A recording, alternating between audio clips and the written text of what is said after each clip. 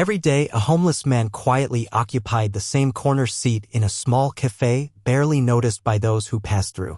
But to Claire, one of the waitresses, he wasn't just a passerby, he was a familiar face, a part of her daily rhythm. Then one day, without any warning, he made a request that would change her life in ways she never could have predicted. Hey everyone, and welcome to Life Tales. Let's dive right in. Victor was a 47-year-old man without a home, living in a quiet town where everyone knew each other. Not too long ago, he had been a respected and successful businessman, someone many looked up to. He had a beautiful family, a reputation for generosity, and a heart that never hesitated to help those in need. As a devoted husband and proud father of two bright-eyed boys, Victor did everything he could to give his family a good life. He put in long hours during the week and made sure weekends were filled with joy and togetherness. His first business, a humble carpet store, had flourished, giving him the means to branch out and pursue even more ventures. But life, as it often does, took a devastating turn.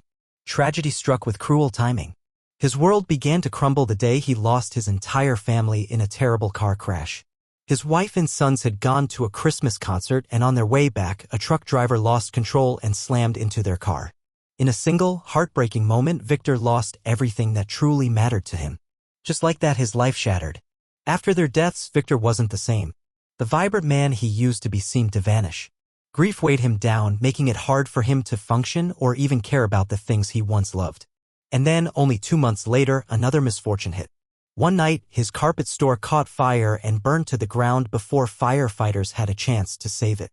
That final blow left Victor utterly defeated. Though he tried for a while to pick up the pieces, it all became too much to bear.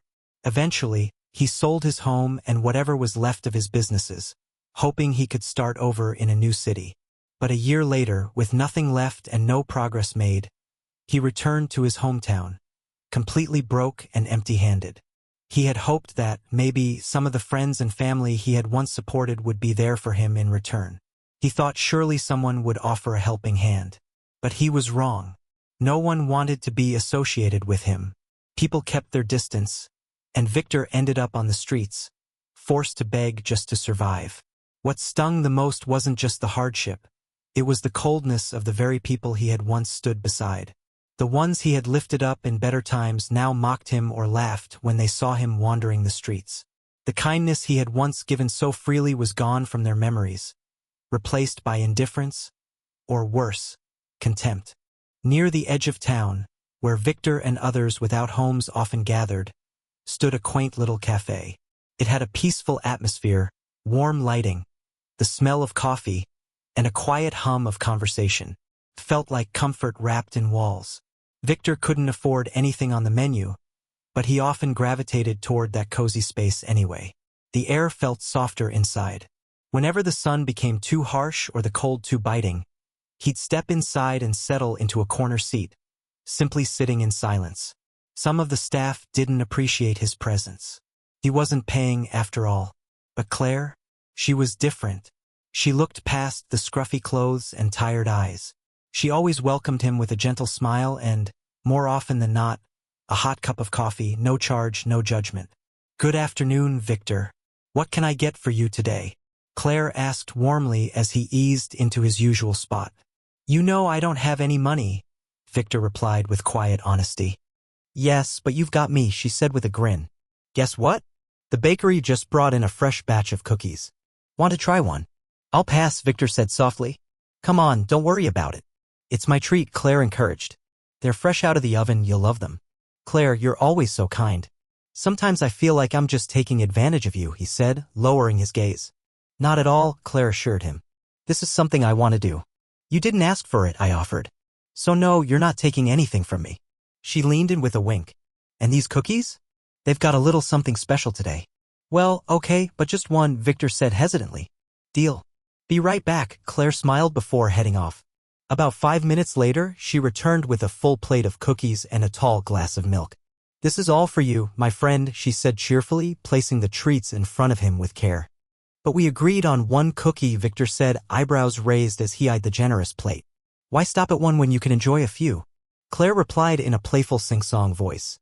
"Dig in." Every time Victor walked into that cafe, Claire made sure he left with something warm in his stomach and a little more warmth in his heart. She never treated him like a burden. In fact, on quiet afternoons, she'd often sit down to chat with him while he ate, just two people talking like old friends. Weeks passed and Claire's kindness never wavered. Eventually, Victor decided it was time to ask her for something bigger. But this time, it wasn't just about the favor, it was a quiet test of character. Evening, Claire, Victor greeted gently as she stepped outside the cafe one evening. "Oh, Victor. You're still here," she said, surprised and smiling. "Yes, I waited around because, well, I really need your help," Victor admitted, his voice trembling slightly. Claire's expression shifted to concern. "What's going on? Are you okay?" "Not exactly," he replied.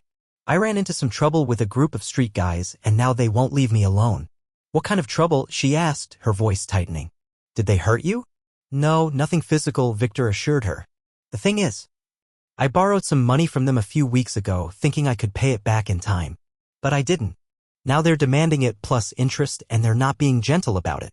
"Oh, Victor," Claire sighed, visibly upset. "Why didn't you come to me instead of putting yourself in danger?" Then, more gently, she asked, "How much are we talking about?" "I took $250, Victor said. Now they want $500 back." "500? That's insane," Claire gasped. "When do they expect the money?" "If I can get it by tomorrow, that would get them off my back. And I swear, I'll find work, anything. I'll shovel snow if I have to, just to pay you back," he promised. "It's okay, Victor," Claire said with resolve. "I'll bring the money tomorrow. I'll take it out of my college savings. But please promise me you'll repay it." "I promise," he said softly. "Good. Come by the cafe in the morning," she instructed with a reassuring smile. The next day, just as she said she would, Claire arrived at the cafe carrying the money. But what happened next caught her completely off guard. Instead of the scruffy man she was used to seeing, Victor walked in dressed in a crisp suit, clean-shaven with neatly styled hair. For a few seconds, Claire didn't even realize it was him until he gave her that familiar smile. "Victor? Is that really you?" Claire gasped, rushing to hug him. "Oh my gosh, you look incredible." "Thank you," he said with a modest grin. "Hold on, I'll be right back," she said, dashing off to retrieve her wallet. When she returned, she handed him the cash. "Here it is." Victor gently pushed her hand back. "I don't need it anymore, Claire." Her eyebrows knit in confusion. "What do you mean? Did someone else lend you the money? You can still use this and pay me back later." He shook his head slowly, a small smile playing at his lips. "No, Claire. I never actually needed the money. What I needed was to know if you'd be there for me. And you were." He reached into his coat and handed her a large brown envelope.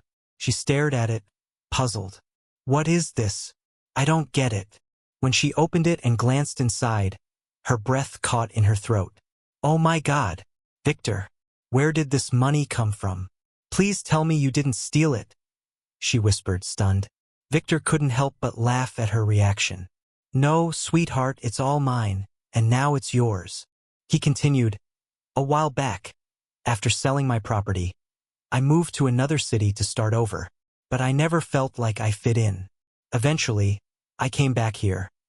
Only I returned pretending to be homeless, just to see who would treat me like a human being when I had nothing." He looked her in the eyes. "And the people I thought I could count on? They turned away, one by one. But you showed me kindness without expecting anything. You reminded me of what real humanity looks like." He pointed to the envelope. "There's enough in there to get you through college and help you get on your feet afterward. This is just my way of saying thank you for never judging me." As he spoke, Claire couldn't hold back her tears. The man she had thought was destitute had turned out to be someone completely different. "Thank you, Victor," she said through a choked voice, wiping her eyes. "You're very welcome," he replied gently. "And one last thing, these are the keys to your new apartment and car. Everything's already taken care of. No strings attached. I'm heading off for a few months to travel the world, but when I come back, I hope to find you doing well and living your dream." Then, with a smile and a final wave, Victor turned and walked away. Claire was so overwhelmed with emotion that she had to leave work early that day. It all felt surreal, like something out of a dream.